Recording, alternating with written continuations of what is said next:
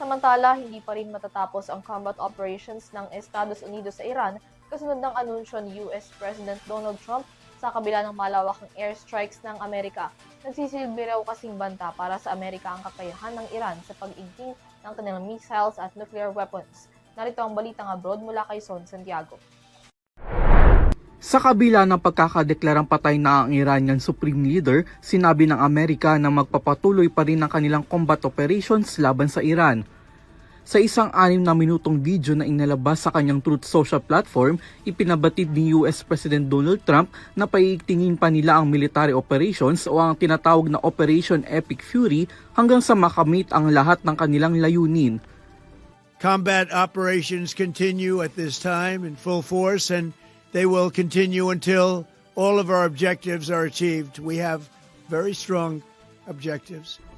Ang pahayag na ito ay kasabay ng pagdating ng ikatlong araw matapos ang malawakang airstrikes ng Amerika at Israel nitong Sabado sa Iran.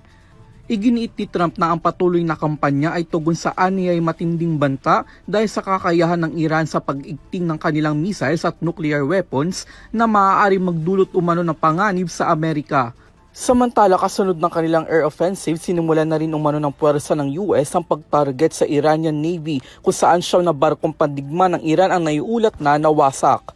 Bilang ganti naman, naglunsad na rin ng Iran ng mga pag-atake sa iba't ibang bansa sa Middle East, kabilang ang Qatar, United Arab Emirates at Saudi Arabia kung saan may presensya ng puwersa at pasilidad ng Amerika.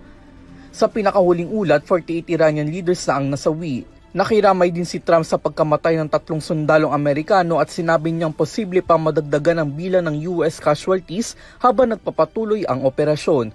Sa kaparehong video, nanawagan si Trump ng regime change sa Iran at nagalok ng full immunity sa mga miyembro ng Iranian Guard at military na voluntaryong isuko na ang kanilang mga armas. Binalaan niya ang mga hindi susunod ay haharap sa kamatayan.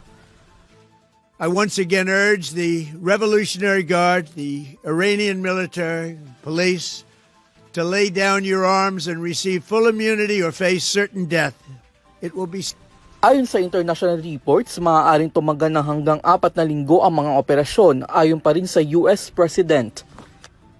Para sa EuroTV News, ako si Son Santiago, sumasaludo sa bawat Pilipino.